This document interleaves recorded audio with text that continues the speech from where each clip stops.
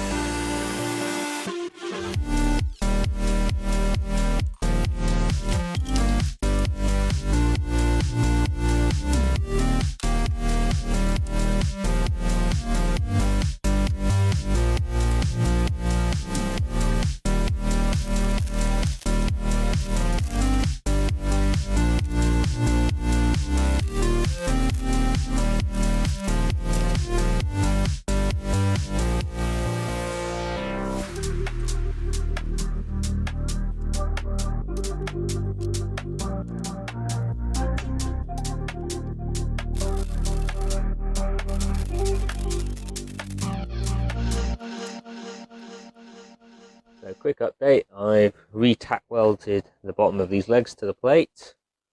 I've also gone and got the rear diagonals in. Now, this one over here, I actually shortened it by about 10mm compared to how it was before. But then when I first made it, I ended up making it too short, so I thought, and then had to remake it and make it a bit longer. Seemed weird because it should be symmetrical. Anyway, I realised that actually the joint up there wasn't quite correctly positioned, so now it is. That bar has gone back to the length it should be.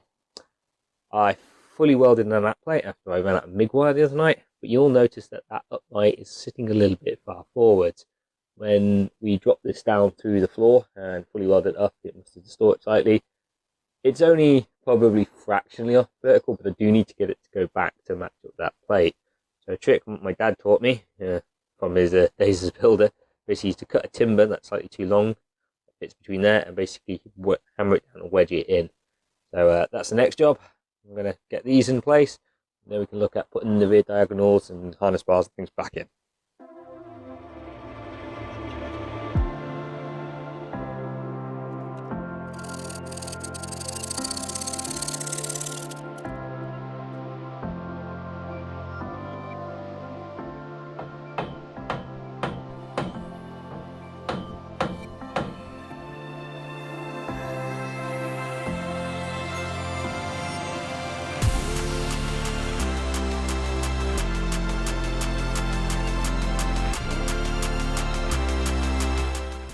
With the base of the main hoop pushed back into position, I welded it to the base plate, this time placing a short runner weld rather than just a small tack, as the main hoop would no longer be coming back out of the car.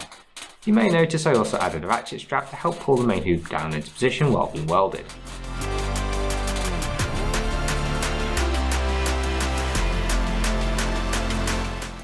The main hoop fixed in place on one side, I knocked the timber out and repeated the process on the other.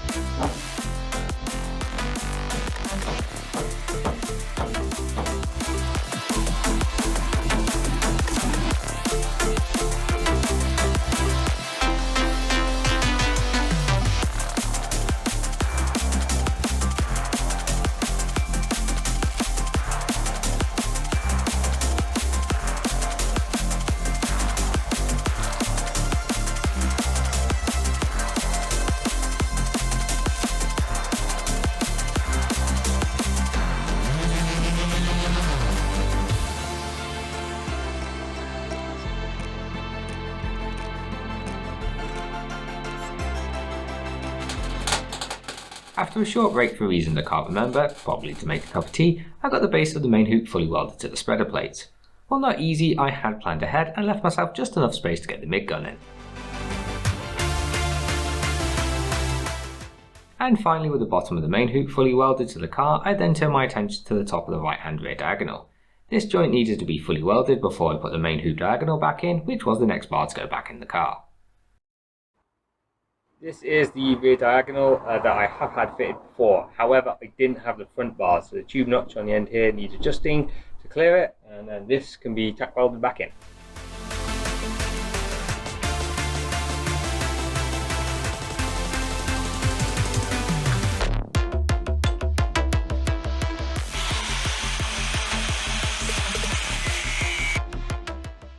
Before removing the bar from the roll cage, I had marked around it so its position of where it joined the rest of the cage was known. By doing this, I was able to align the tube profiling tool and get the shape needed. Fortunately, the modification was not much, just a small bit to clear the weld of where the right hand side rear bar met the main hoop.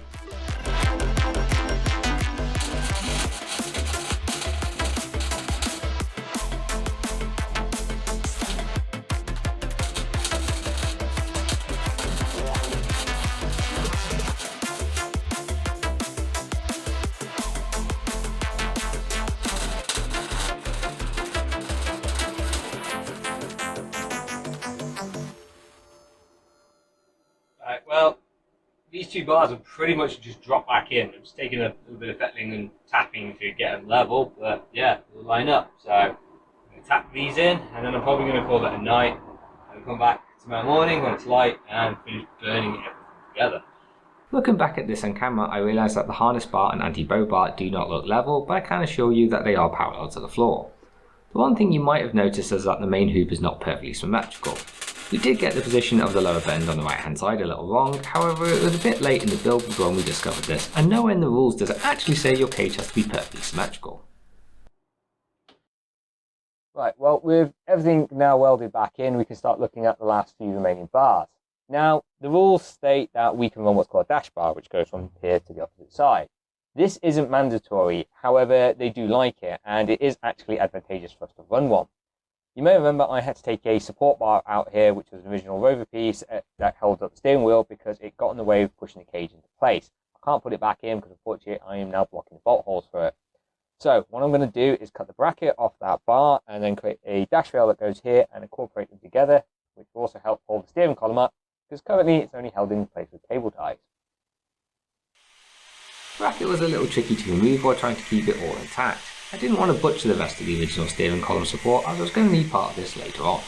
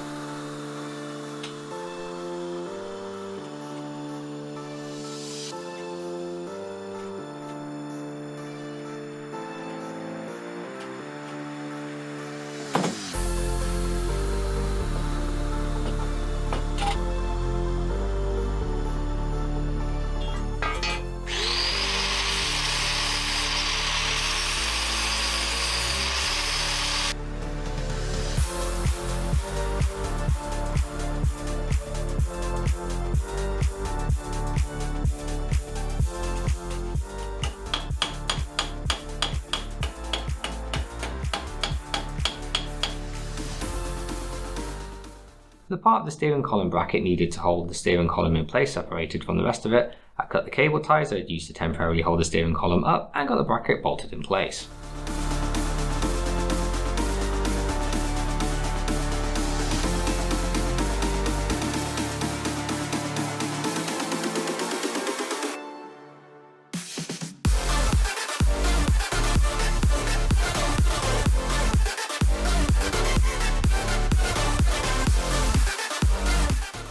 The dash bar was fortunately quite a simple one to make as it was just a straight bar with symmetrical tube notches either end.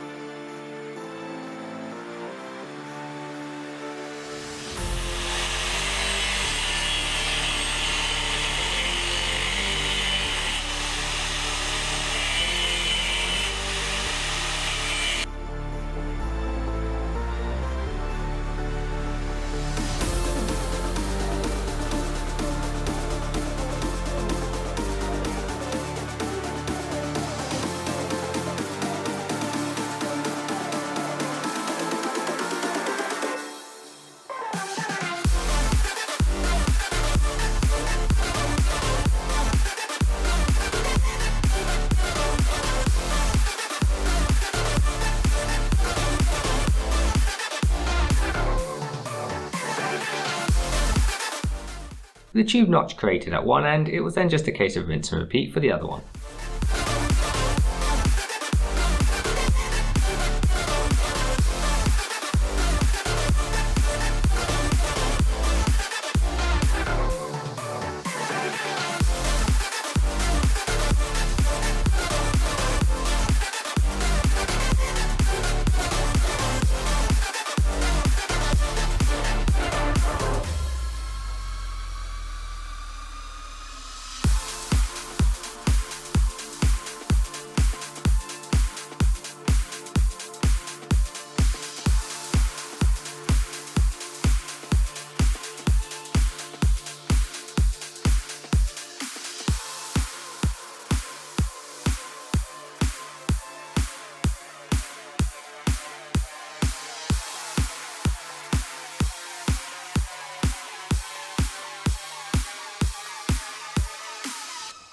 With the tube notched, it was then just a case of installing it.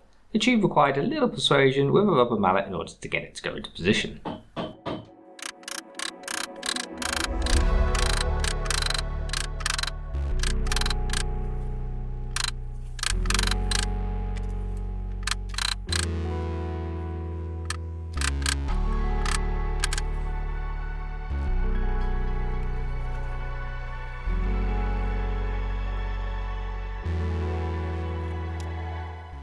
With the tube in place, I checked it was parallel to the floor of the car before moving on to modifying the original steering column support bar. The steering column support bar not only helped stiffen the steering column mount, it also had some brackets on it that helped support various things such as a fuel safety cutoff switch and some relays. So that I didn't have to remake these brackets, I decided to trim the steering column support bar and fit what I could of it back into the car by welding the top of it to the dash rail I'd just fitted. After initially trimming the steering column support down, I test fitted it to the car. The end where it met the dash bar needed a little shaping in order to get it to fit properly, so I marked it up before once again having to remove it.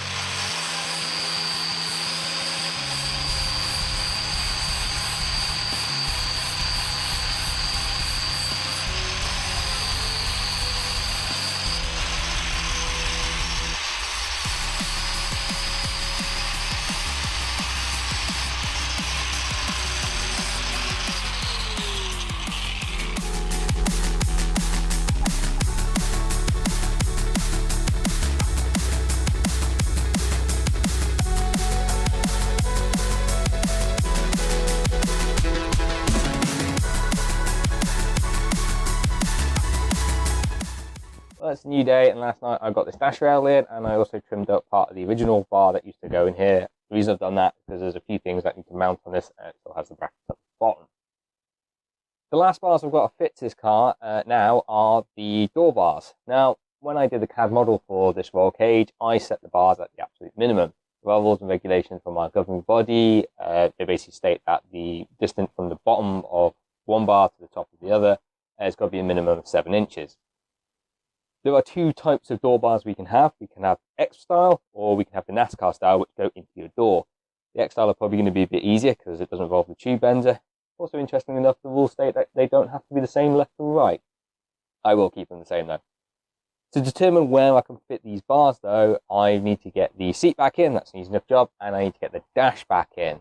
Obviously the dash isn't going to fit in as it is because we stuck a roll cage in the way. So I'm going to get it in and mark it up. You may see I've taken the steering wheel off, which I've had to do to get the dash in. I've also taken the indicator and wiper stalks off because they were kind of in the way. They will be going back though, because obviously we need these controls for other things in the car. So, get the dash in, get it marked, let's get it trimmed, clear this.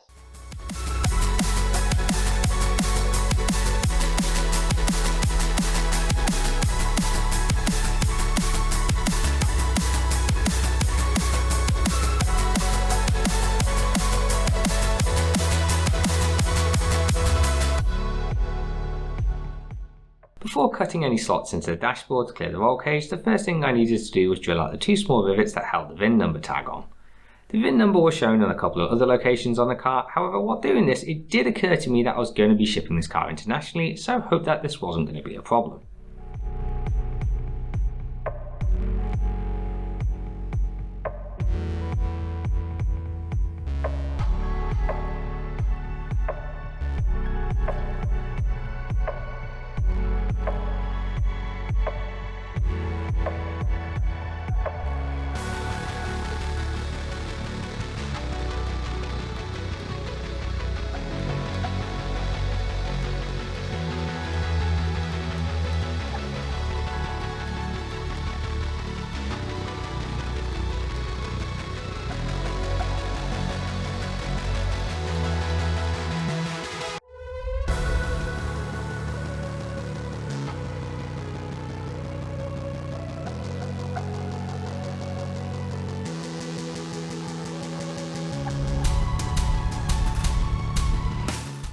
Apart from a 4.5-inch angle grinder, I do not own any form of power saw, so I had to cut the dashboard by hand.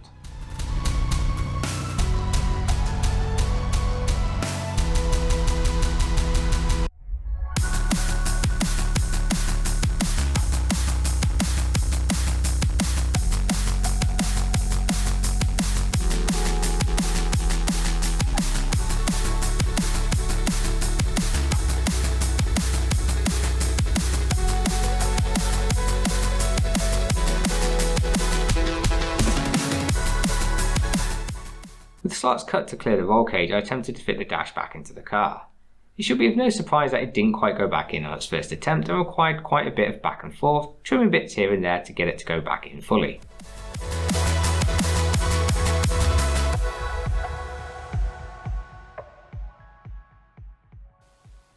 Right, well, it's taken me a bit of time and some head scratching to try and figure out where the door bars to go. Obviously, there are rules and regulations on how these are to be fitted. I've got them to comply with that. And the more important thing is I've got them to fit the seat. Now, these strings actually represent the bottom edge of where the tubing goes. It only fractionally goes over the corner of the seat. It's not anywhere in the area where you sit, so you're not going into it. Plus, these are on the inside of the tube, and there will be padding, so we should be okay. I'm happy that we managed to do the X-Bar style like this, because it's going to save me a lot of hassle. If I'd had to do NASCAR style and bend them out, that would be a lot more work. But for now, I'm going to take the measurements for these pieces of string and start cutting some tube. The first step in making the door bars was to make the long diagonal piece. After taking some measurements and using the tube profiling tool to work out the notch, I transferred this onto the end of a length of tube. Please excuse my mate Matt, who wandered into shop while I was doing this. He was back at this point to help get a load of other stuff done that was required, and you will see this all coming up in a later episode.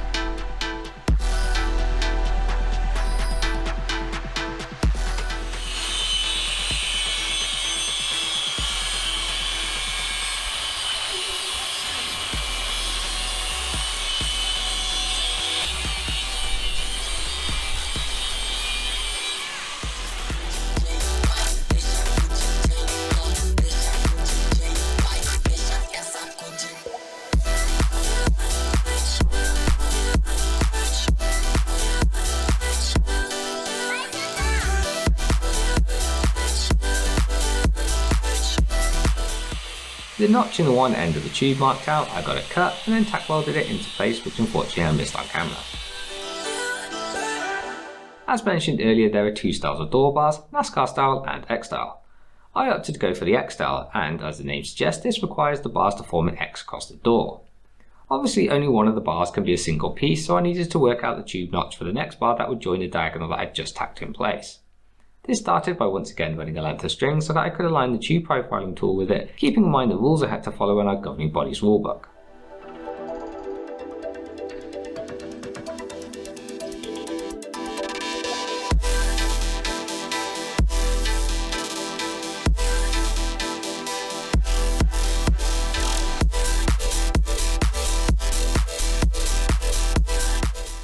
It was at this point that I ran into a bit of a problem, as the tube profiling tool was not able to capture the shape of the notch I needed. My solution was to use an offcut of tube and mark the notch out the best I could by hand and grind it into shape. I could then use this piece of tube to make a template from.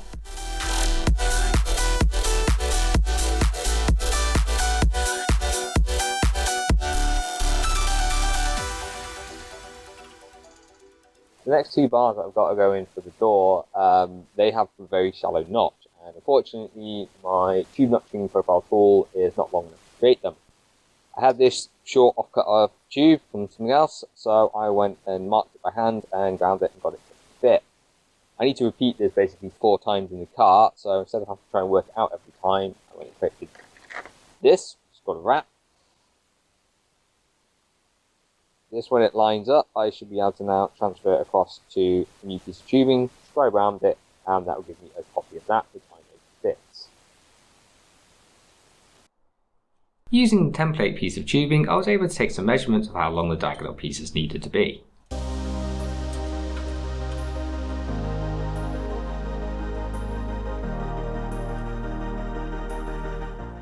The location of where the diagonal piece would meet the upright of the right hand bar figured out, I could then use a tube profiling tool to work out the shape of the notch. This would be the last notch I would need to figure out, as the top and bottom bars of the door bars are symmetrical, as well as both of those from the left and right hand sides of the car.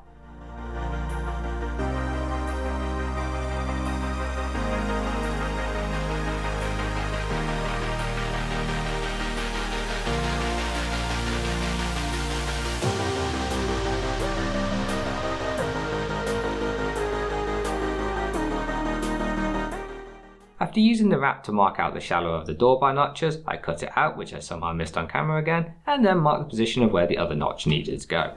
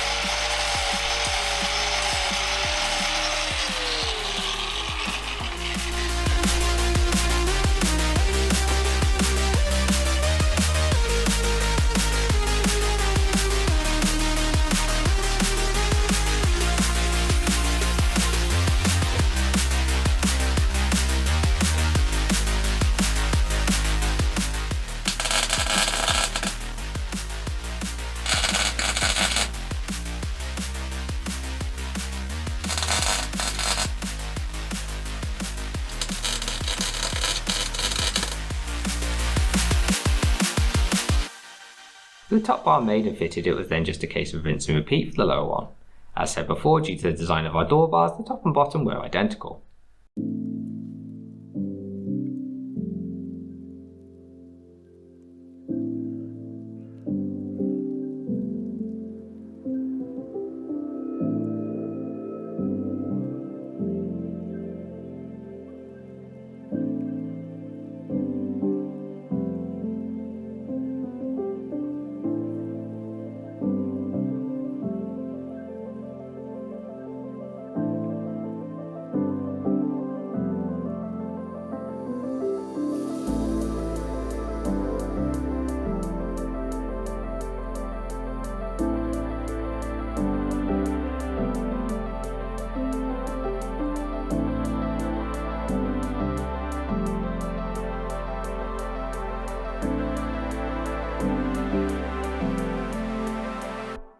Put so much effort in making sure that the notches were straight compared to each other, I forgot to check that they were the right way round. Fortunately, I noticed in time and was able to remove my permanent marker marks with a little bit of panel wipe.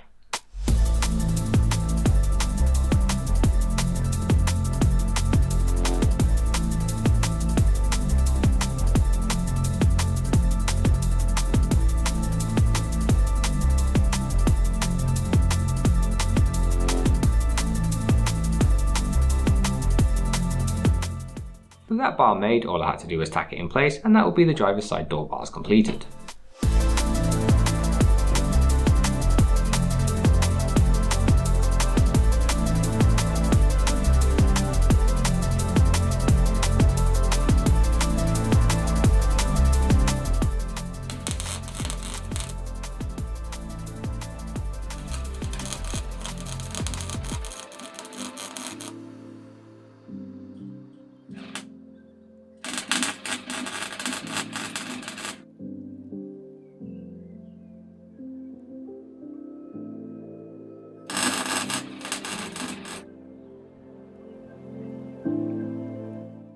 Off camera, I got the passenger side door bars made and tacked into place.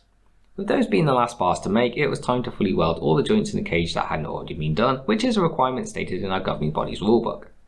Fully welding out a rolled cage is not the easiest thing to do and required me to twist and contort myself into some fairly uncomfortable positions.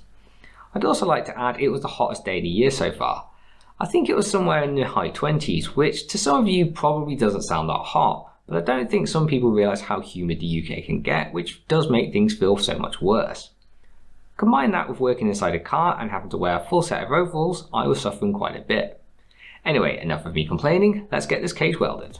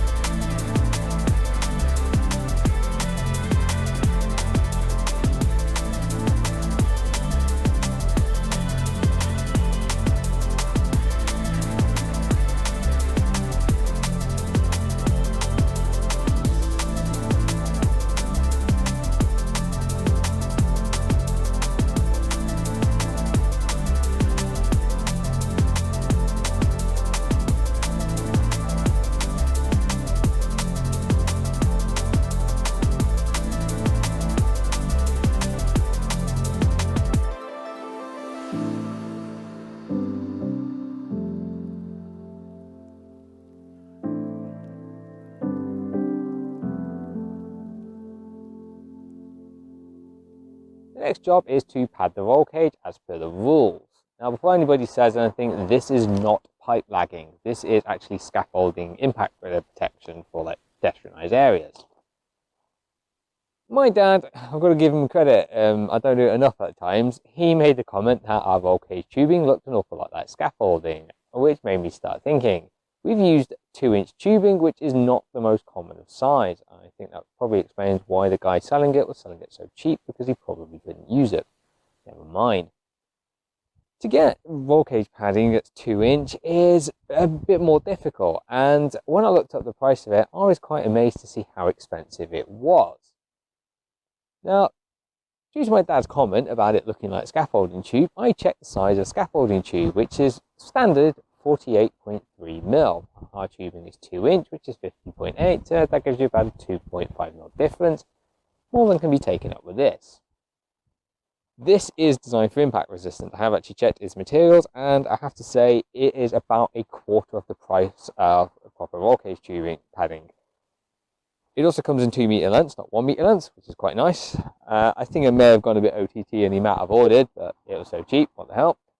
The only disadvantage is you can only get it in 2 colours, which is pink and fluorescent yellow, and unfortunately they were out of pink when I went to place the order for this. Anyway, that all being said, let's get this cut up and round the tube. Well, this was supposed to be footage of me fitting the pad into the cage, however it turned out quite a bit darker than I thought, so I do apologise. I was badly running out of time at this point in the build, so I was having to work some very late nights to get everything done. As this was the final job left in building the roll cage, I'm going to end the episode here. Come back next time to see us tackle another job on the rover to get it one step closer to being race ready. If you've enjoyed this episode, then please hit that like button and share, it really does help out the channel. If you want to stay up to date with the build, then please hit that subscribe button and remember to turn on notifications. And finally, if you want to see more episodes in this build series, then please click the link that should be on screen now. Once again, thanks for watching.